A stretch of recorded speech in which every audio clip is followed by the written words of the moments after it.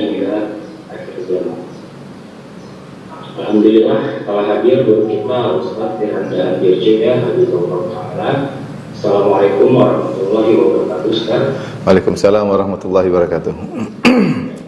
Jazakallah khairan wa barakatuh telah hadir untuk memberikan ilmunya kepada kita semua pada hari yang berbahagia ini. Pagi ini insya Allah Ustaz akan memberikan materi kajian dengan tema dosa yang bahasanya disegerakan di dunia. Kepada para jemaah kami ucapkan jazakumullah khairan wa barakallahu fikum telah hadir pada kajian pagi hari ini. Marilah kita mengucapkan syukur alhamdulillah yang tidak pernah berhenti kita panjatkan sehingga kita bisa melaksanakan kajian pada pagi hari ini. Para jemaah, sebelum mulai kajian mari kita ucapkan bismillah agar ilmu yang disampaikan Ustaz dapat diamalkan dalam kehidupan sehari-hari dan mengharap kepada Allah agar selamat hingga hari akhir. Sebelum mulai kajian, izinkan saya menyampaikan beberapa maklumat mengenai tata tertib selama kajian. Yang pertama, peserta harus mematikan mic selama kajian berlangsung. Bagi akhwat diwajibkan untuk menutup video dan tidak ada foto. Bagi ikhwan dipersilakan untuk membuka video. Peserta dilarang memotong pembicaraan Ustaz, moderator, atau sesama peserta. Kemudian apabila peserta ingin bertanya, harus menunggu dipersilakan oleh Ustaz atau moderator. Diharapkan menggunakan nama asli supaya mudah dikenali. Dan yang terakhir, untuk memuliakan ilmu, peserta diharapkan menggunakan pakaian yang baik. Kepada Ustaz, kami persilakan faliyatafadhal masykur. Bismillahirrahmanirrahim. Assalamualaikum warahmatullahi wabarakatuh. Alhamdulillahi ala ihsani wa syukru lahu ala taufiqihi wa amtinani wa asyhadu an la ilaha illallah wahdahu la syarika lahu ta'ziman li sya'nih wa asyhadu anna Muhammadan abduhu wa rasuluhu da'ila ridwani. Allahumma salli alaihi wa ala alihi wa ashabihi wa ikhwani. Para jemaah, para hadirin dan hadirat yang dirahmati Allah Subhanahu wa taala, pada kesempatan ini kita akan bahas beberapa dosa yang Allah menyegerakan hukumannya di dunia sebelum hukuman di akhirat. Sebelum kita bahas tentang dosa-dosa tersebut, ada beberapa kaidah yang terkait dengan hukuman terhadap dosa ya. Jadi yang perlu mungkin kita ketahui ya, beberapa kaidah terkait hukuman terhadap dosa. Kaidah yang pertama yang perlu kita ketahui adalah semua dosa, yaitu dosa apapun, memungkinkan untuk dihukum di dunia sebelum di akhirat. Untuk dihukum di dunia ya. Dosa artinya semua dosa potensi untuk memunculkan siksaan di dunia atau hukuman dunia. Semua dosa tanpa terkecuali ya. Oleh karenanya Allah Subhanahu wa taala berfirman, dalilnya banyak ya. Seperti firman Allah Subhanahu wa taala, "Wa ma asabaka min sayyi'atin fa min nafsik, wa ma asabaka min sayyi'atin fa min nafsik." Ya. Apapun yang keburukan menimpamu maka dari dosamu. Keburukan apapun yang menimpamu maka dari dosamu. Maka dari kesalahanmu. Kemudian juga misalnya firman Allah Subhanahu wa taala, ma asabakum min musibatin fa bima kasabat aydikum. Ma asabakum min musibatin fa bima kasabat aydikum.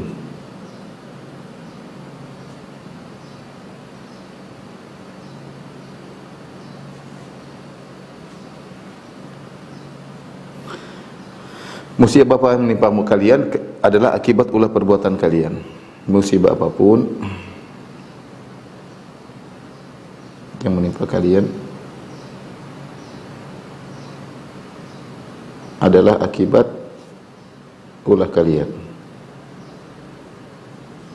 Dan dalil seperti ini banyak, seperti Allah menyebutkan zaharal fasadu fil barri wal bahri bima kasabat aydin nas liyudhiqahum ba'dalladzi amilu la'allam yarji'un. Telah nampak kerusakan di daratan di lautan ya akibat ulah perbuatan manusia ya. Demikian juga seperti Allah Subhanahu wa taala, innal ladzina tawallaw minkum yaumal taqal jam'ani innamastazallahum asyaitanu bi ba'dhi ma kasabu.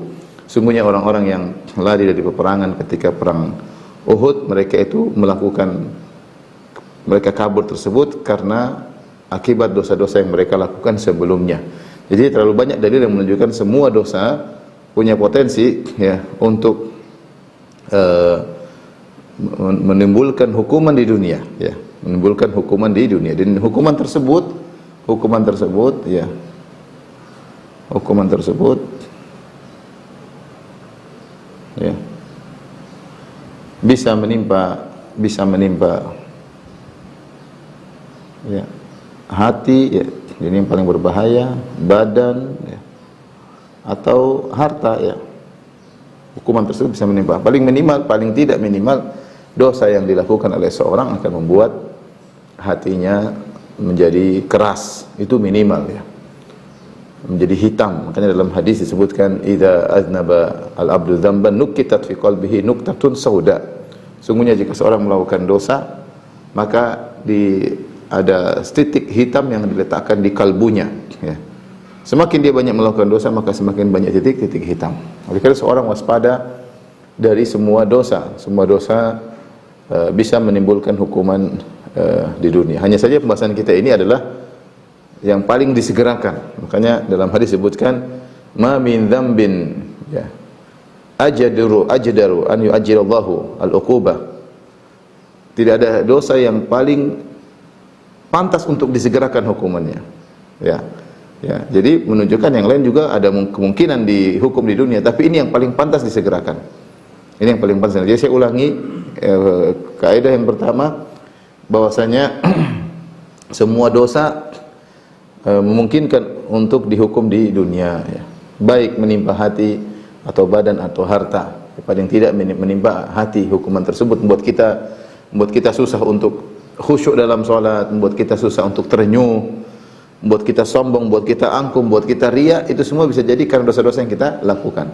Jadi pasti ada hukumannya di dunia, cepat atau lambat, tapi ada hukum. Semuanya berpotensi. Kemudian oleh karenanya kalau kita renungkan tentang HP yang kita miliki ini, betapa banyak titik hitam yang bisa menempel di hati kita gara-gara HP ini. Gara-gara HP ini orang katakan smartphone ya.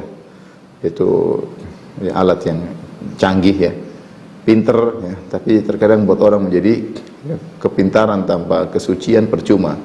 Dia pintar dalam banyak hal tetapi hatinya jadi kotor, melihat banyak maksiat, mendengar banyak maksiat, dan itu mempengaruhi hatinya. Makanya dalam 1 jam saja orang menggunakan HP tanpa takwa kepada Allah sudah bisa membuat banyak titik hitam di kalbunya. Allahul musta'an. Ini kaidah yang pertama, bahwasanya semua dosa apapun mungkinkan untuk dihukum di dunia. Kemudian yang kedua,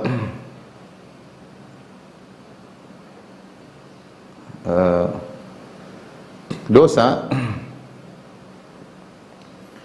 yang dilakukan lantas tidak segera muncul dampaknya, muncul dampak hukumannya di dunia, bukan berarti tidak ada hukumannya.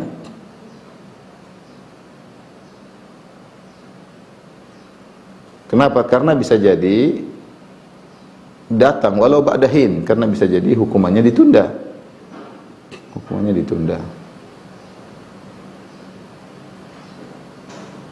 Jadi hukumannya ditunda. Ini sangat berbahaya ya. Ini berbahaya karena banyak manusia ketika melihat dosa yang dilakukan tidak ada dampaknya, maka dia santai ya. Ketika dia melihat dosa dia lakukan, dia lihat ini, dia nonton ini, dia gibah fulan, dia menzalimi orang, dia merendahkan si fulan, dia menipu orang, dia melihat tidak ada tidak ada dampaknya, maka membuat dia semakin berani untuk terus melakukan. Ini sangat berbahaya. Ini menyebabkan banyak orang ya semakin berani bermaksiat. Karena tidak harus ketika seorang melakukan dosa kemudian segera disegerakan hukumannya di dunia dengan cepat, kecuali dosa-dosa tertentu yang tadi akan kita jelaskan, biasanya segera. Karena bisa jadi dosa tersebut dampaknya bisa jadi 10 tahun kemudian, bisa jadi dampaknya 20 tahun kemudian. Allah yang tahu ya. Ya, maka jangan sampai seorang ketika dia melakukan maksiat dia tidak melihat dampaknya. Dia praktek riba, mungkin berzina, dan dia lakukan banyak ya. Menonton hal-hal yang haram, ya, melihat hal-hal yang dilarang oleh Allah Subhanahu wa taala, mendengar hal yang diharamkan oleh Allah Subhanahu wa taala. Dia tidak melihat dampaknya sana. Tapi bisa jadi dampaknya ada tapi dia tidak sadar, itu jadi masalah. Kalaupun dampaknya tidak disadari ataupun memang tidak ada dampaknya bisa datang belakangan ya. Padahal ini saya ingatkan bahwasanya bisa jadi, perhatikan, bisa jadi sudah berdampak namun dia tidak sadar.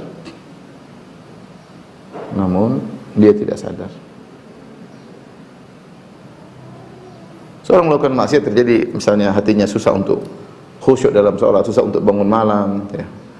Kok ada kecenderungan untuk bermaksiat, senang untuk melihat macam-macam, ada keributan di rumah, anaknya bermasalah, ekonominya, dia tidak sadar kalau itu hukuman yang sudah dia dapatkan. Dia tidak sadar. Itu banyak orang. Dan taruhlah tidak ada dampaknya, akan datang suatu saat, bisa jadi 10 tahun kemudian, 20 tahun kemudian, ketika seorang bermaksiat dan dia tidak merasakan dampaknya, dia semakin berani terus untuk bermaksiat.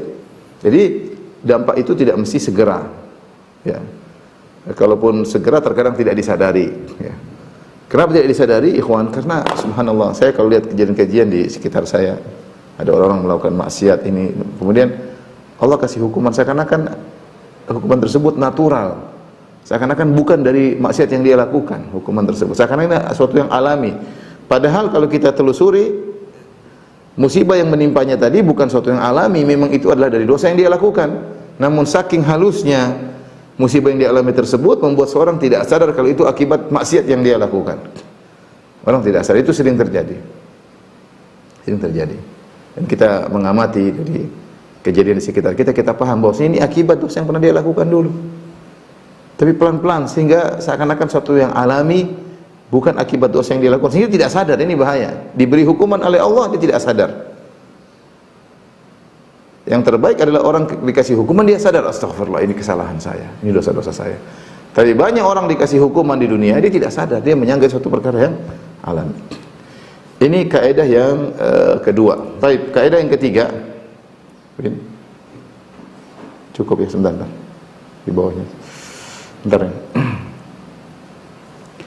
Kaidah yang ketiga,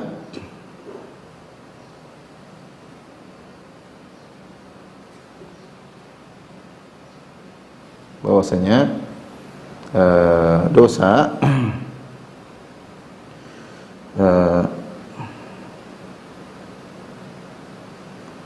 bahwasanya dosa, hukuman suatu dosa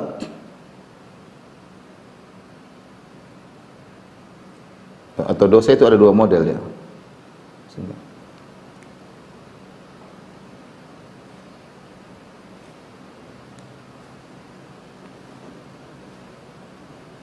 Dosa ditinjau dari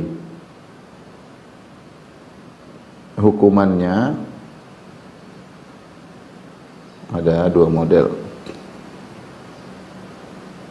Apa aja itu? Yang pertama adalah dosa yang jika dihukum di dunia maka di akhirat tidak lagi.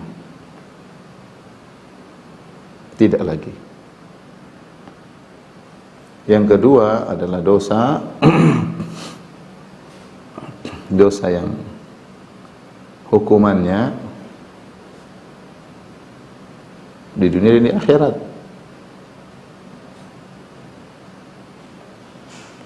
Artinya apa? Hukuman di dunia itu tidak mengurangi hukuman ini sebagai pembuka muqaddimah, bukan mengurangi hukuman di akhirat. Artinya hukuman di dunia tidak mengurangi hukuman di akhirat.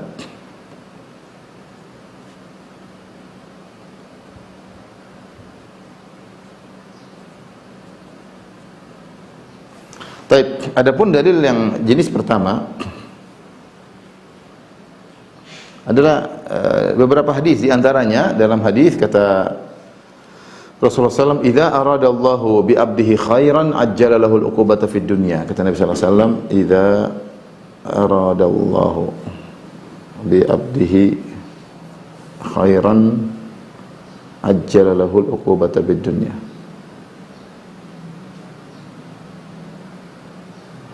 Wa idza arada bi 'abdihi syarran amsaka anhu hatta yu'afiya bihi yaumil qiyamah. Jika Allah menghendaki kebaikan pada seorang hamba, Allah segerakan hukumannya di dunia. Ya.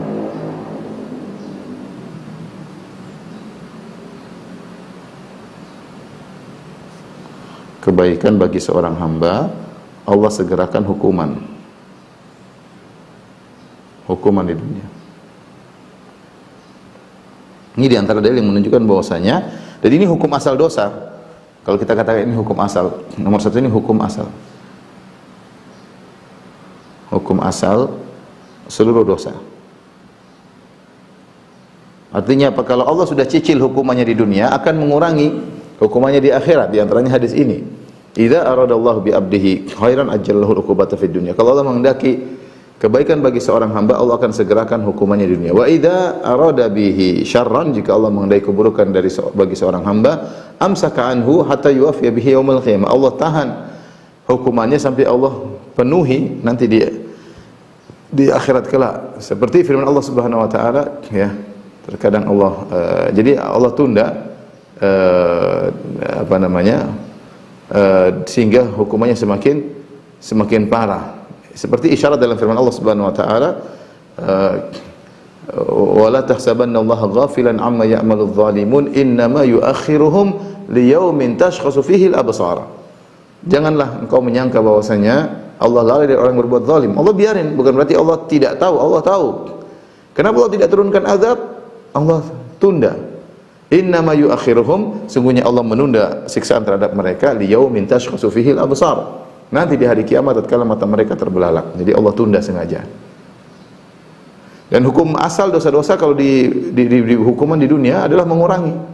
Seperti Nabi SAW mengatakan, "Ma yusibul muslim min wasabin wala nasabin wala hammin wala hazanin wala adan hatta syauka yushakuha illa kafarallahu bihi khatayahu." Tidak adalah seorang hamba ditimpa dengan musibah, baik sakit, keletihan, ya, kesedihan, gundah gulana, kegelisahan, gangguan dari orang lain, sampai duri yang menusuknya, kecuali akan menebus dosa-dosanya pada hari kiamat, ya, sebagai penggugur dosa-dosa. Maka dalam hadis disebutkan seorang senantiasa dikasih musibah, ya, sampai dia berjalan bertemu Allah tanpa ada walaisa alaihi khati'ah, tidak punya dosa sama sekali. Karena musibah itu dampak dosa yang dia lakukan. Musibah berturut-turut sampai akhirnya dia ketemu Allah tanpa ada dosa sama sekali. Ini hukum asal dosa. Kalau dikasih hukuman dunia, berarti dia penggugur, akan mengurangi hukuman di akhirat. Bahkan terkait dengan masalah hudud, terkait dengan masalah orang yang melakukan zina ditegakkan hukum had, yang mencuri. Saya bacakan hadis dalam Sahih Bukhari dari Ubadah bin Samit radhiyallahu taala anhu, bahwasanya Rasulullah SAW bersabda, "Bai'uni ala alla tusyriku billahi syai'an wa la tasriqu wa la taznu wa la taqtulu auladakum wa la ta'tu bi buhtanin yaftaftarunahu baina aydikum wa arjulikum wa la ta'su fi ma'ruf." Baiatlah kepadaku wahai para sahabatku, kata Nabi sallallahu alaihi wasallam. Baiat untuk apa? Agar tidak kalian, yaitu kalian berbaiat, bersumpah setia untuk tidak berbuat syirik kepada Allah sama sekali. Kalian tidak mencuri, dan kalian tidak berzina, dan kalian tidak membunuh anak-anak kalian, dan kalian tidak mendatangkan kedustaan yang kalian buat-buat di depan kalian dan di depan kalian. Wala ta'su fi ma'ruf, dan jangan kalian bermaksiat, ya. Fi ma'ruf, yaitu kalau diperintah oleh pemimpin maka jangan kalian membangkang, ya. Kemudian kata Nabi sallallahu alaihi wasallam, "Faman wafa minkum fa ajru 'ala Allah." Siapa yang menjalankan baiat ini, dia tidak melakukan hal-hal yang tadi dilarang, maka pahalanya di sisi Allah Subhanahu wa taala.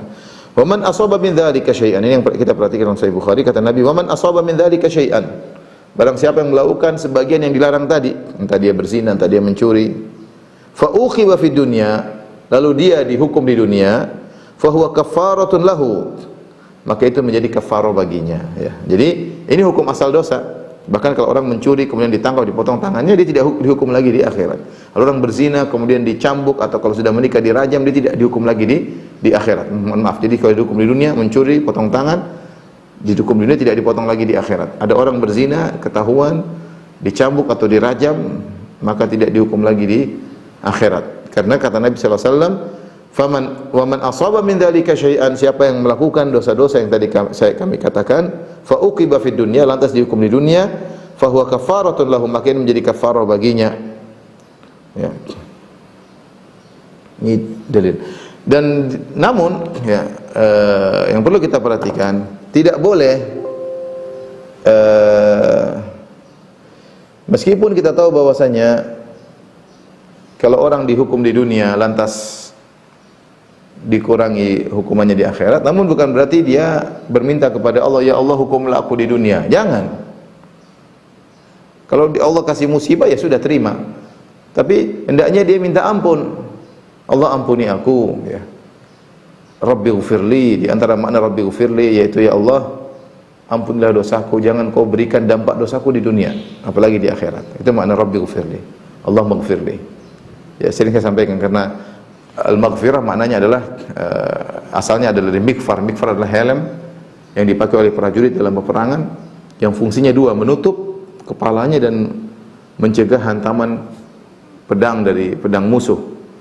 Kalau kita maknakan dalam masalah dosa, kalau kita berkata Rabbi ghufirli atau Allah maghfirli atau ghufranaka, ya Allah ampunilah aku, maksudnya ya Allah tutuplah dosa-dosaku, jangan kau umbar dosa-dosaku di dunia maupun di akhirat.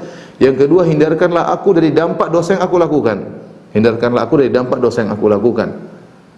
Seharusnya aku dapat dampak di dunia, tidak jadi. Kenapa? Karena beristighfar. Jadi meskipun kita tahu bahwasanya kalau ada musibah yang menimpa kita akan mengurangi hukuman kita di akhirat, tapi yang paling utama adalah kita minta ampun. Dalam satu hadis yang diriwayatkan Imam Muslim, saya bacakan. Jadi Anas bin Malik radhiyallahu taala anhu, anna Rasulullah sallallahu alaihi wasallam ada rajulan minal muslimin. Satu hari Rasulullah sallallahu menjenguk seorang yang sedang sakit dari kaum muslimin. Qad khafat fasara mithlal farkh. Dia sudah sangat kurus seperti anak burung yang baru lahir, kurus kerempeng, tidak punya tenaga, sangat lemah. Lemah sekali. Dia sakit tapi kondisinya parah, tidak seperti orang biasa. Orang sakit kadang ya tidak sampai kurus, sampai tidak lemah, ya sakit tapi masih ada energi, masih ada kekuatan. Ini sakitnya parah, sangat lemah, kurus, kerempeng, sampai tidak punya kekuatan sama sekali. Maka Rasulullah SAW melihat ada keanehan.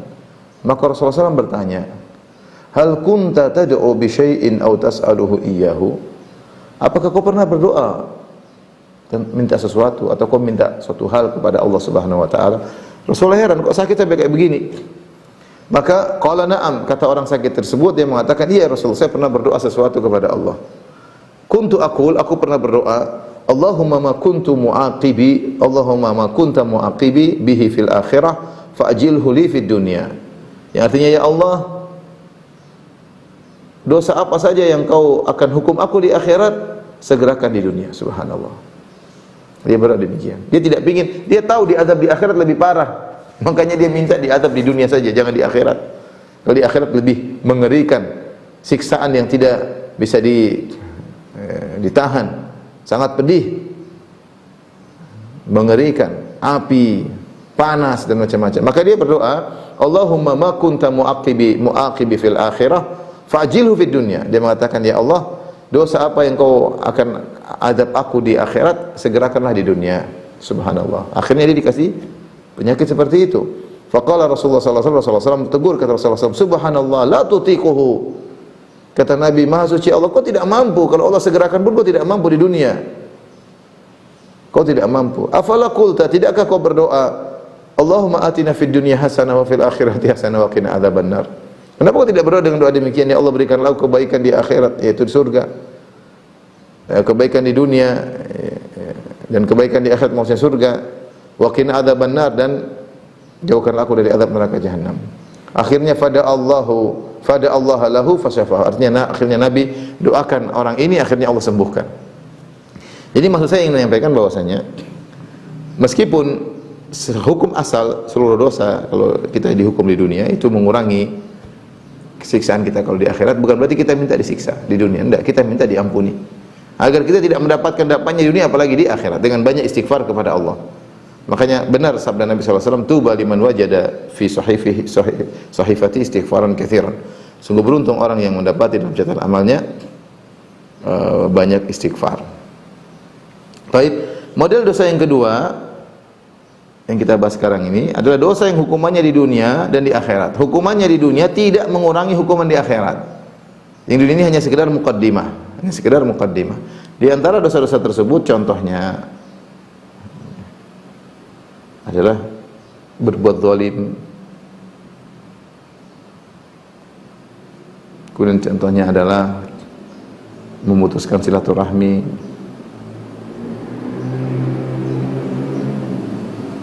Di antaranya adalah durhaka kepada kedua orang tua.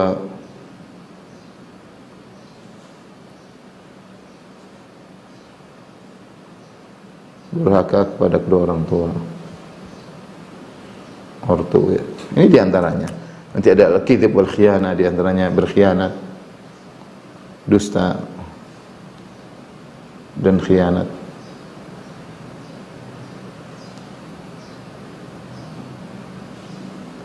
Dalil-dalilnya akan kita jelaskan. Jadi ada dosa-dosa yang diberi hukuman dunia itu bukan pengurang tapi muqaddimah sebelum dia mendapatkan siksaan yang lebih parah di akhirat. Wal iyadzu billah. Baik, baru kita akan masuk sekarang, tolong bagikan. Ini adalah 3 kaidah yang perlu kita ketahui sebelum kita bahas pembahasan yang akan kita bahas.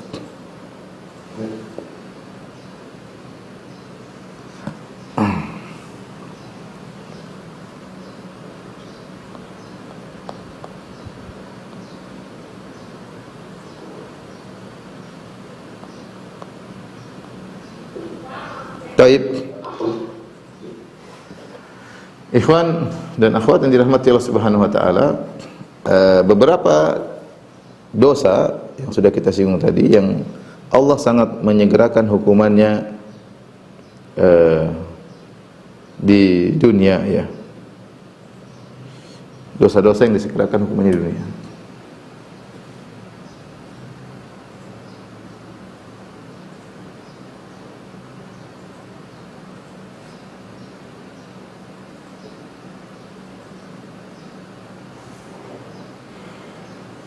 Namun tidak mengurangi hukuman di akhirat ya. Di antaranya adalah berbuat zalim ya tadi.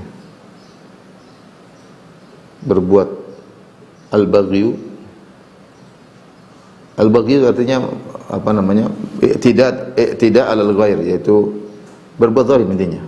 Berbuat zalim atau melanggar hak orang lain.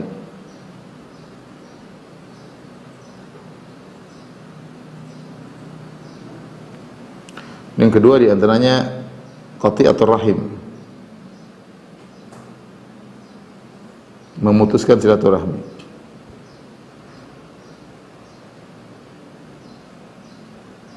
Saya bacakan hadisnya ya. Kata Nabi sallallahu alaihi wasallam, "Ma min dzambin ajdar an yu'ajjilallahu li sahibihi al-uqubah." Tidak ada dosa yang paling pantas Allah segerakan hukumannya, menyegerakan hukumannya di dunia ya, li sahibihi, bagi pelakunya, al-uqubata fid dunya ma'a ma yaddakhiru fil akhirah, disertai dengan siksaan yang Allah simpan untuk di akhirat. Mithl baghi wa qati'atir rahim ya, seperti berbuat zalim dan memutuskan silaturahmi. Ini bahaya dua dosa ini. Ini paling cepat Allah beri hukuman kepada orang yang melakukan al-baghyu dan qati'atir rahim di dunia, dan itu tidak mengurangi siksaannya di akhirat. Ini sekedar muqaddimah dan akan disampaikan siksaan yang lebih parah. Maka seorang berhati-hati di dunia ini, jangan sampai meninggal dunia dalam kondisi berbuat zalim sama orang lain. Jika dia berbuat zalim sama orang lain, segera dia minta maaf, karena kezaliman tersebut dia bisa merasakan dampaknya di dunia sebelum di akhirat. Ya, dampaknya di dunia sebelum di akhirat. Dan banyak kenyataan kita lihat, kezaliman ini macam-macam. Kezaliman berkaitan dengan harta orang, kezaliman berkaitan dengan darah orang lain, kezaliman berkaitan dengan harga diri orang lain. Kata Nabi sallallahu alaihi wasallam, innama amwalukum wa aradukum wa dima'ukum inna dima'akum wa amwalakum wa aradakum haramun 'alaikum ka hurmati yaumikum hadza fi baladikum hadza fi syahrikum hadza. Nabi ketika haji wada, Nabi SAW berkata, ketahuilah bahwasanya harta kalian haram, darah kalian haram, dan harga diri kalian haram, tidak boleh dilanggar. Sebagaimana kehormatan tanah Mekah, sebagaimana kehormatan bulan haram, dan sebagaimana kehormatan hari ini. Maka inilah kezaliman terkadang dengan darah, terkadang terkait dengan harta, terkait dengan harga diri orang lain. Mungkin kalau orang soleh, biasanya dia tidak berbuat zalim dari sisi mukul orang. Dia nggak mukul orang, dia tahu itu tidak boleh, bahaya ya. Semua akan dihisab oleh Allah Subhanahu wa taala, hatta latmah, sampai tamparan pun akan ada hisabnya pada hari kiamat kelak. Tapi ini zalim. Dan biasanya Rasulullah sebutkan paling pantas untuk disegerakan di dunia adalah perbuatan zalim. Belum tentu Allah segerakan ya. Tetapi paling pantas untuk disegerakan perbuatan zalim terkait dengan tubuh atau harta. Seorang mengambil harta orang lain, ya. Paling cepat Allah beri hukuman di dunia. Demikian juga, dan banyak orang bertakwa biasanya tidak mengambil harta orang, tidak memukul orang. Tapi terkadang orang yang soleh menjatuhkan orang dari sisi harga dirinya. Ini yang sering terjadi, menggibah orang lain, menuduh yang tidak ya. Sehingga Allah Subhanahu wa taala memberi hukuman yang segera. Saya pernah ketemu dengan seorang, kalau zalim, subhanallah, banyak orang berbuat zalim kemudian disegerakan hukumannya di dunia. Ada orang kawan, dia pengurus masjid, dia cerita, intinya maknanya ketika dia orang tuanya meninggal atau kakeknya meninggal, maka harta diambil oleh om-omnya yang tua, sementara bapaknya tidak diberi bagian kecuali sedikit. Tapi bapaknya bilang, kalian sabar ya. Benar, hartanya diambil oleh om-omnya, dinikmati oleh sepupu-sepupunya. Tapi sebenarnya 8 tahun kemudian mulailah seluruhnya berguguran. Ini sakit, ada yang celaka, ada yang semuanya kena.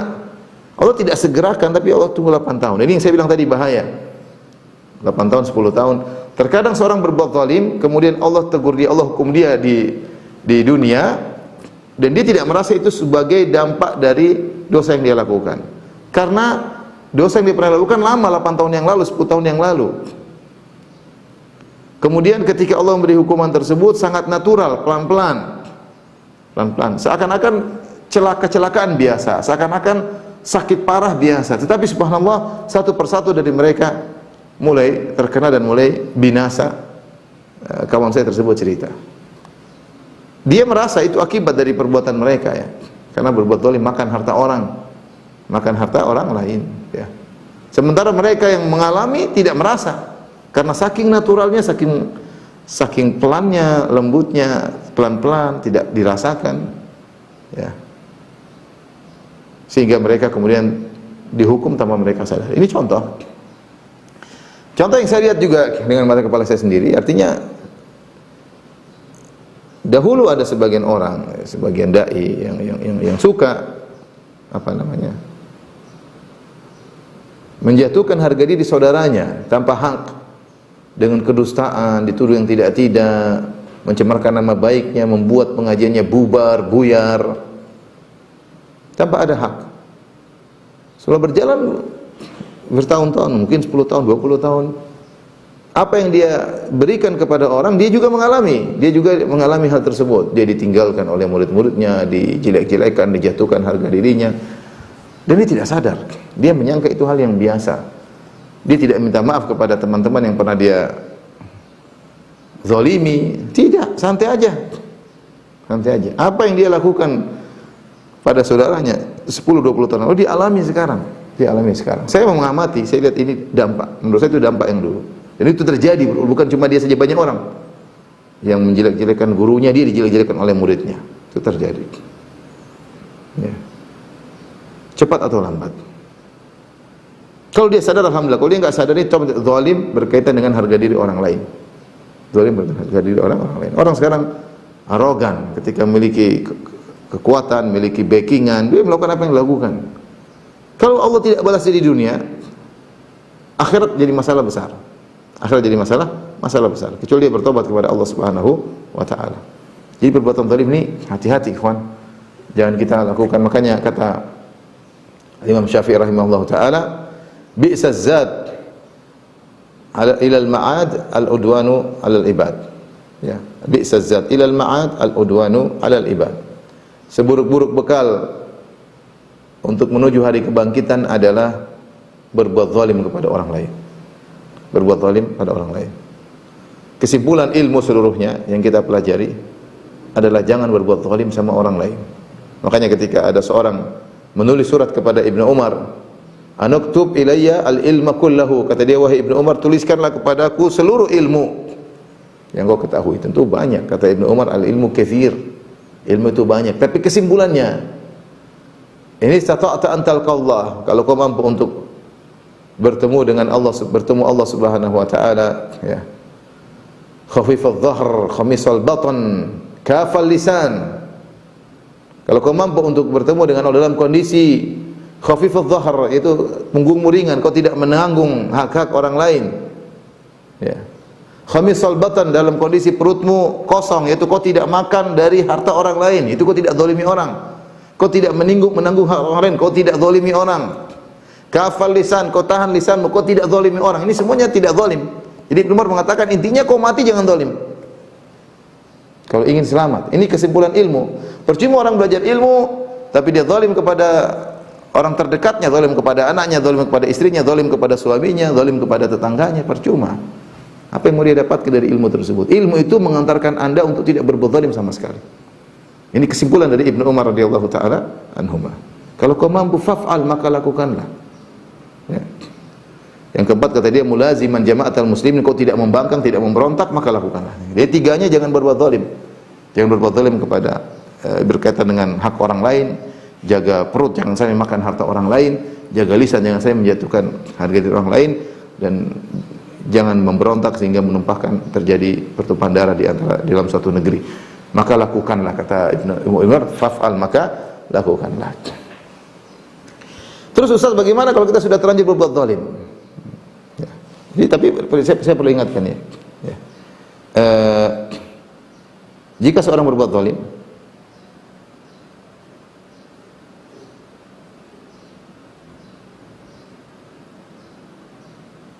ya, maka segera bertobat. Dua kemungkinan.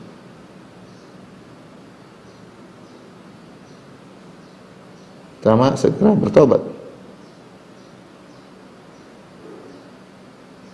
Kalau dia bertobat selesai, insya Allah tidak ada hukuman. Hukumannya diangkat. Hukuman diangkat.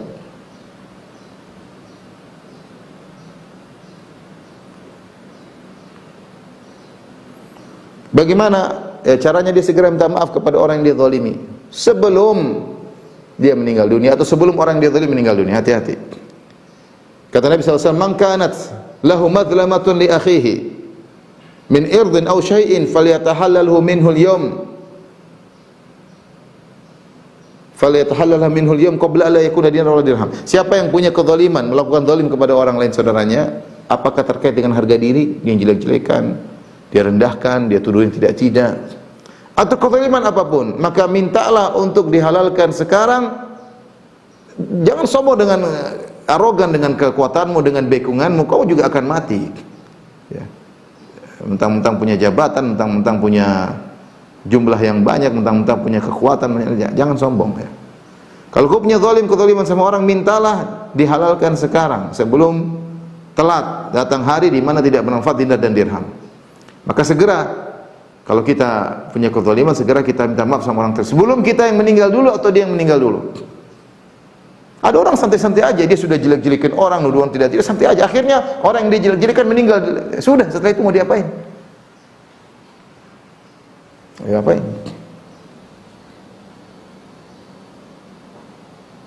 Saya pernah ketemu dengan seorang dai senior. dia marah dengan murid-muridnya. Dia bilang, ya Firanda, saya ngajari murid-murid yang durhaka, ternyata saya memelihara singa-singa. Rupanya muridnya kurang ajar ya, jelek-jelekan dia. Akhirnya dia meninggal. Sebagian muridnya dia minta maaf, sebagian belum. Ini zaman sekarang ya. Subhanallah. Apa yang menghalangimu kesombongan untuk minta maaf sama orang yang pernah kau zalimi? Hati-hati. Bisa jadi dia meninggal terlebih dahulu atau kau meninggal terlebih dahulu. Jangan remehkan kezaliman, apalagi kezaliman berkaitan dengan harga diri. Itu lebih berat daripada hartamu diambil. Harga diri seorang dijatuhkan lebih berat, masih mending hartanya diambil daripada harga dirinya dijatuhkan. Segera bertobat, hukuman akan diangkat. Dengan cara minta maaf tentunya, itu dengan minta maaf, minta dihalalkan. Taib, jika tidak bertobat,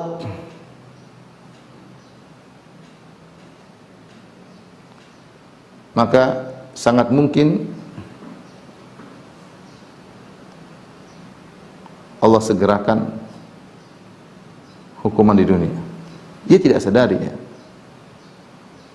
Orang seperti ini dia tadinya suka menghina orang, dia akhirnya terhina. Dia tidak sedih, tapi dia merasa santai aja, seakan-akan alami. Dia tidak tahu itu akibat dampak perbuatan dia dahulu. Ya, sangat mungkin Allah segerakan hukuman di dunia, tapi tidak harus Allah segerakan. Terkadang Allah tunda seluruhnya dan lebih parah.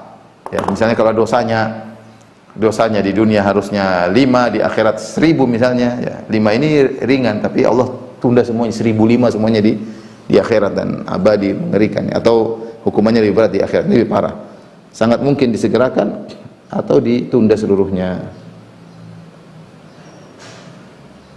Sebagian dalam surat Ibrahim, Quran surat Ibrahim ayat berapa? Wala tahsabannallaha ghafilan amma ya'maludz zalimun. Saya carikan ayatnya.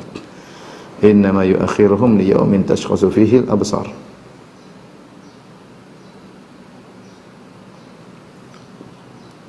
Ayat 42.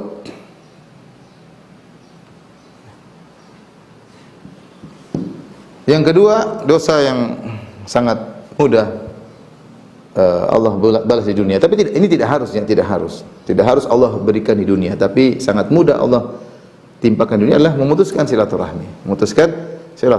Maka seorang hati-hati, waspada di antara dosa yang hukumannya di dunia sebelum di akhirat. Nabi SAW mengatakan la yadkhul jannata qati', ya, orang yang putus silaturahmi tidak masuk surga. Demikian juga ketika seorang melewati sirat, maka akan ada rahim, ya, dan amanah menunggu di sirat.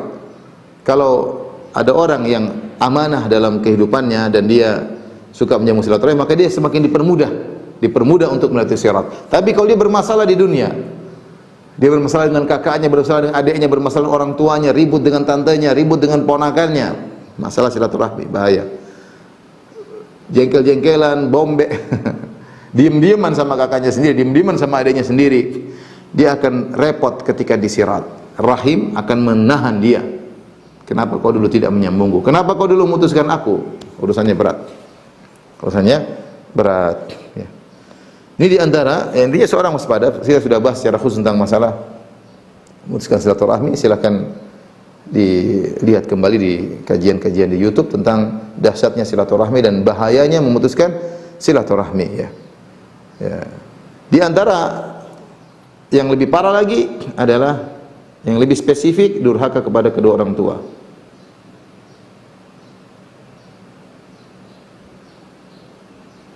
Durhaka kepada kedua orang tua. Ini juga dosanya sangat disegerakan, ya.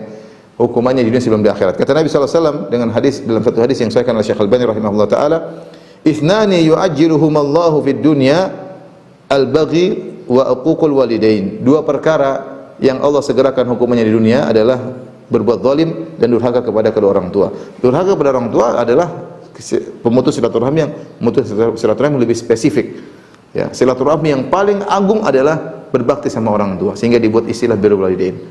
Dan memutuskan silaturahmi yang paling parah adalah durhaka kepada orang tua, maka dibuat istilah sendiri, itu uququl walidain.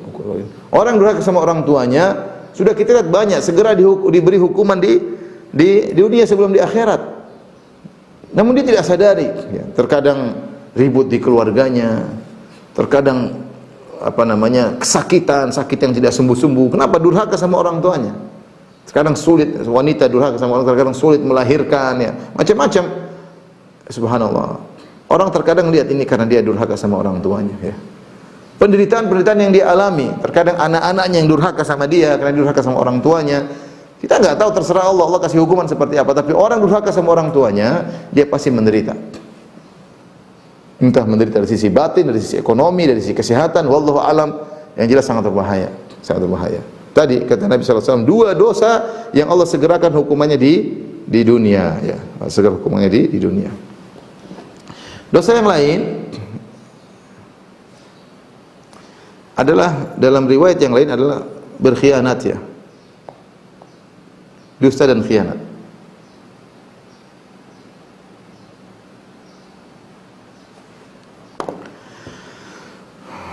Dalam hadis kata Rasulullah SAW, sama seperti hadis sebelumnya tapi ada tambahan, ma min dzambin ajdaru an yu'ajjilallahu ta'ala li sahibil uqubati fid dunya ma ma yaddakhiruhu lahu fil akhirati min qati'atir rahim wal khiyana wal kadhib wa inna a'jala at-ta'a thawaban la silatur rahim hatta inna ahlal baiti la yakunu fajaratan fatanmu amwaluhum wa yakthuru adaduhum idza tawasalu.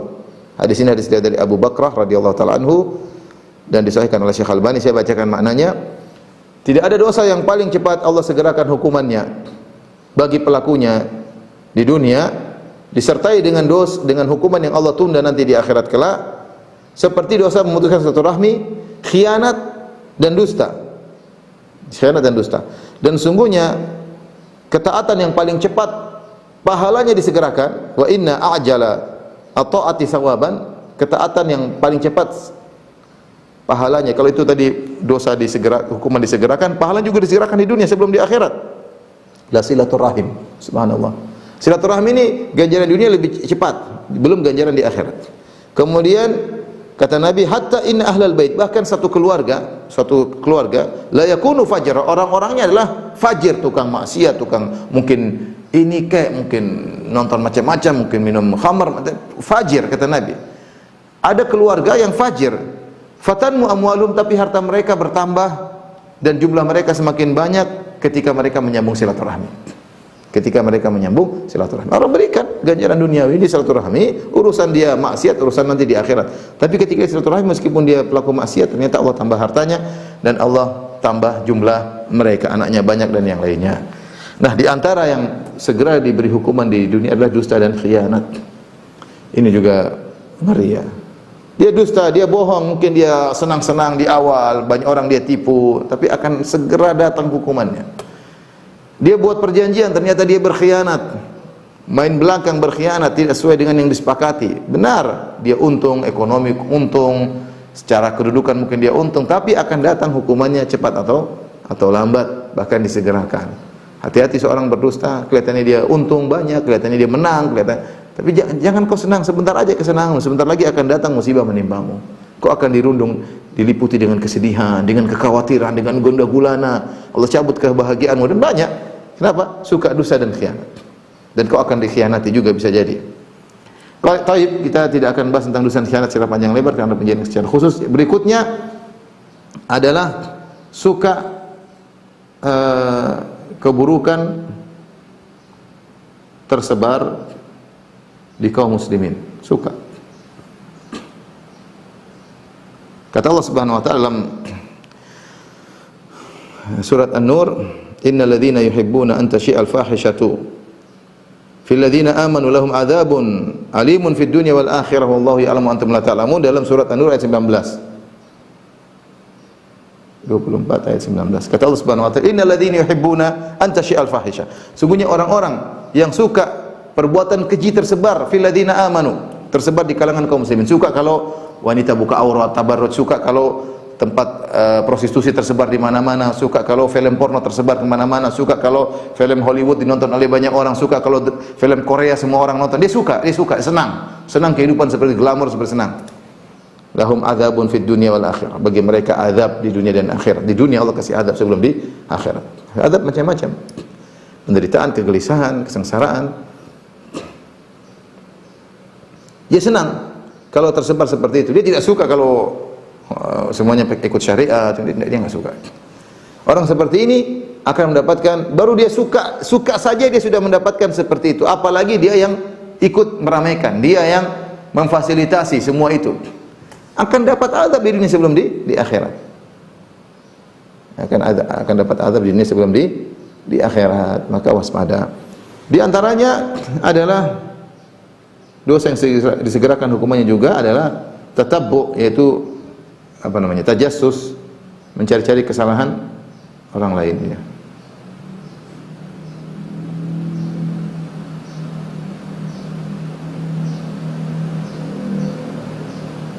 Aib atau aib saudaranya. Dalam suatu hadis dari Abi Barzah Al-Aslami radhiyallahu anhu, Rasulullah SAW bersabda, "Ya ma'syara man amana bilisanihi wa lam yadkhulil imanu qalbahu." Wahai orang-orang, ma'syara man amana bilisani, yang hanya beriman sekedar lisannya, wa lam yadkhulil imanu qalbahu, sementara iman belum masuk ke dalam hatinya. La taqtabul muslimin, jangan kalian menggibah kaum muslimin. Wa la tattabi'u auratihim, jangan kalian mencari-cari kesalahan mereka, cari-cari aib mereka, dicari-cari, dikumpulin, ini macam-macam lah. Masuk ke dunia maya cari-cari. Fa innahu man ittaba auratihim yatba'allahu auratahu. Siapa yang mencari-cari kesalahan kaum muslimin, maka Allah akan mencari-cari kesalahannya juga. Ya, wa man yattabi'illahu auratahu yafdahu fi baitihi. Siapa yang Allah cari kesalahannya, maka Allah akan bongkar aibnya meskipun di rumah. Artinya meskipun dia bersembunyi, Allah akan bongkar aibnya. Maka di antara dosa yang segera dihukum di dunia sebelum di akhirat, di antaranya adalah mencari-cari kesalahan orang lain. Ini Allah alam bisawab, hanya sebagian yang saya sampaikan ya ada. Mungkin ada dosa-dosa yang lain ya, tapi sementara ini yang saya sampaikan. Semoga kita terjauhkan dari dosa-dosa seperti ini. Kalaupun kita melakukannya, segera bertobat agar kita tidak dihukum di dunia apalagi di akhirat. Wallahu ta'ala alam bisawab. Kalau ada yang bertanya, saya persilakan.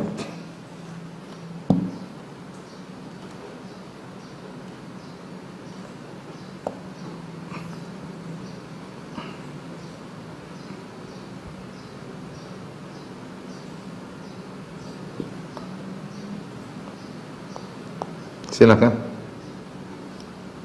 Suaranya. Sudah dibuka.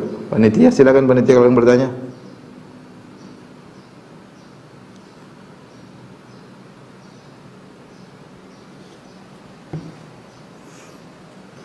Assalamualaikum warahmatullahi wabarakatuh. Waalaikumsalam. Aku bertanya, anak Fikri. Nah, tadi menarik juga ya Pak Ustaz yang mengenai dosa banget, apalagi kan saya juga baca di surat Yasin ayat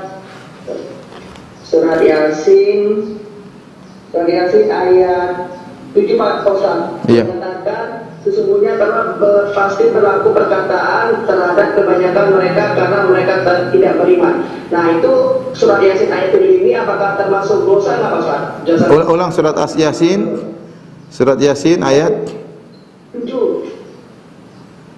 Ayat 7, sebentar. Laqad haqqal qawlu ala aktsarihim fahum la yu'minun. Maksudnya apa ini? Pertanyaannya apa?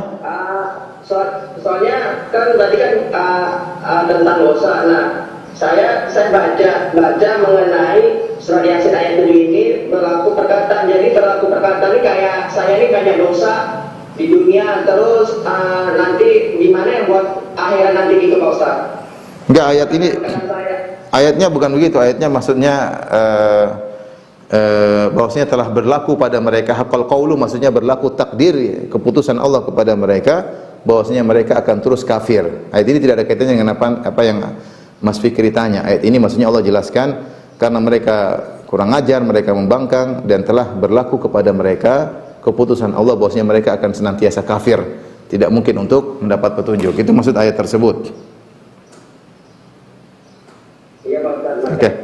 Makanya apa tuh namanya, saya lagi apa tuh namanya baca surat Yasin, jadi apa tuh namanya dosa gitu. Soalnya apalagi kan ada termasuk lalai juga Pak Ustaz. Yes, intinya kalau kita melakukan dosa, kita segera bertobat kepada Allah Subhanahu wa taala. Di antara orang yang beriman, ciri orang beriman adalah takut dengan dosa yang dia lakukan. Ya. Wallahu taala alam bisawab. Ya, ya, sama-sama ya.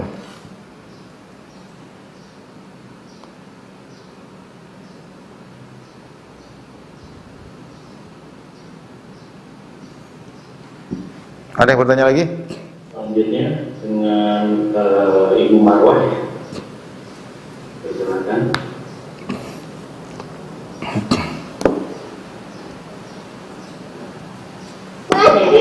Syukur Ustaz atas waktunya. Bismillahirrahmanirrahim. Assalamualaikum warahmatullahi wabarakatuh. Waalaikumsalam warahmatullahi wabarakatuh. Yang ingin saya tanyakan, Ustaz, misalnya pernah melakukan sebuah dosa, misalnya zina mungkin, atau berdurhaka kepada kedua orang tua, atau sering lalai dalam ibadah, kemudian di saat kemudian kita bertaubat dengan sungguh-sungguh.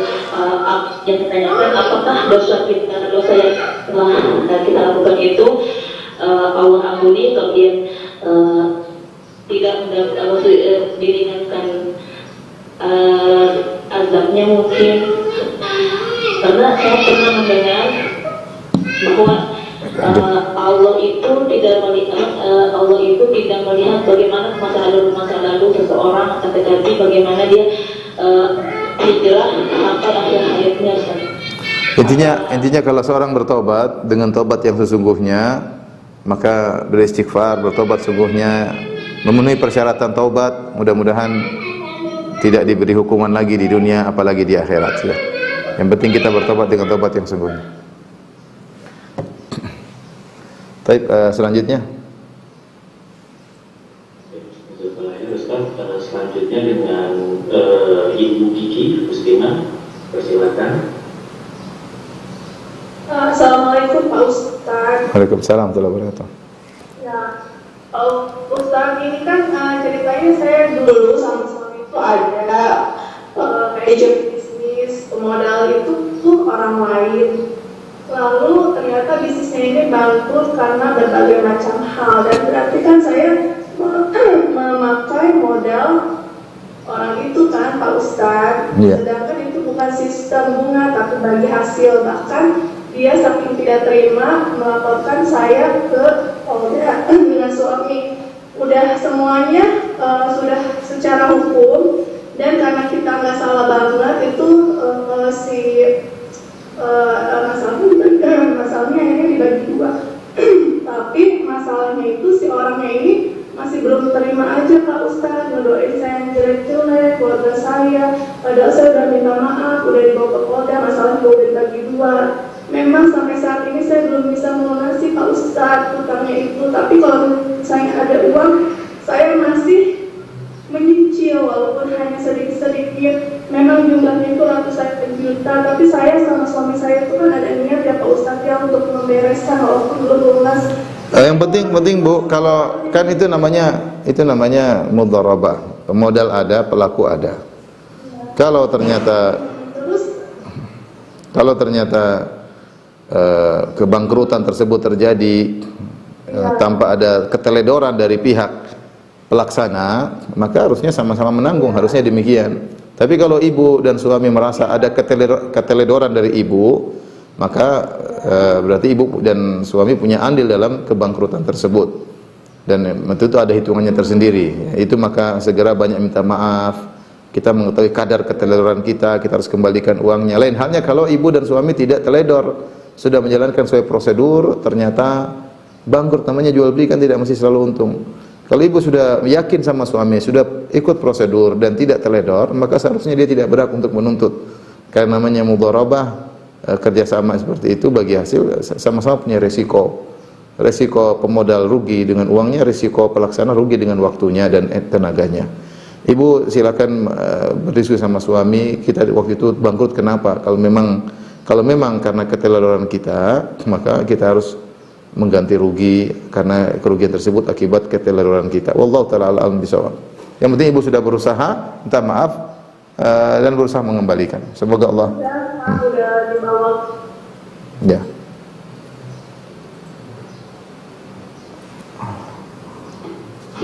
sudah cukup jelas Bu Kiki.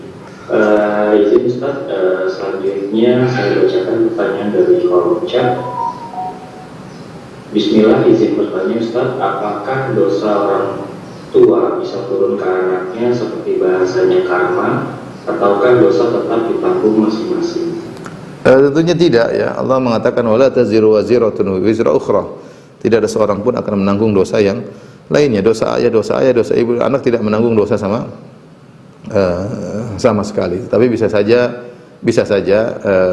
seorang di dan kita tahu bisa saja seorang dihukum misalnya dengan sakit anaknya ya, padahal anaknya tidak berdosa, tapi Allah menguji orang yang melakukan kesalahan tersebut dengan ada musibah menimpa sebagian keluarganya, bisa jadi demikian ya, tapi dosa tidak ditanggung oleh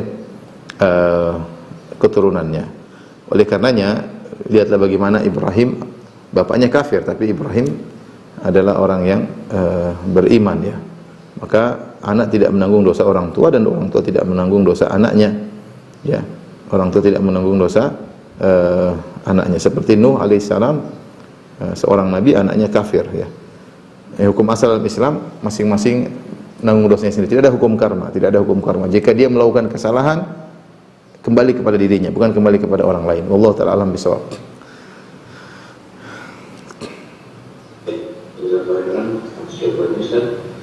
Yang kedua, bismillah, izin bertanya Ustaz, untuk dosa riba, apabila kita mengetahui dan sudah pernah memberitahu tetapi kita masih membantu pulang berupa fasilitas, berupa tempat tinggal, dan masih dibantu uang juga dari si pulang, bagaimana hukumnya bagi anak Ustaz? Mohon pencerahan. Maksudnya bagaimana? Maksudnya orang melakukan riba, kita bantu, maksudnya bagaimana? Saya nggak paham. Jadi orang melakukan, adiknya itu melakukan dosa riba dan kakaknya ini membantu tempat tinggalnya, apakah berdosa? Seperti itu. Oh enggak, artinya kalau ada yang melakukan dosa, dia waktu makan dikasih makan, dia butuh tempat tinggal dikasih, tapi diingatin terus, diingatkan, dinasihati ya. Saya bukan berikan kamu tempat tinggal untuk kamu, memfasilitasi kamu untuk riba. Kecuali kalau bantuan tersebut untuk fasilitas riba tentunya adalah hukumnya haram. Tapi kalau kita kasih dia makan, kasih uang keperluan, anaknya sakit kita bantu, itu enggak ada hubungannya dengan riba yang dia lakukan. Tapi berusaha dinasihati terus. Kecuali fasilitas yang kita bantu tadi memang untuk memfasilitasi riba, itu tentunya kita akan ikut kecipratan dosa riba. Demikian para ikhwan dan akhwat yang dirahmati Allah Subhanahu wa taala, apa yang saya sampaikan kurang lebih saya mohon maaf. Wabillahi taufiq wal hidayah. Assalamualaikum warahmatullahi wabarakatuh.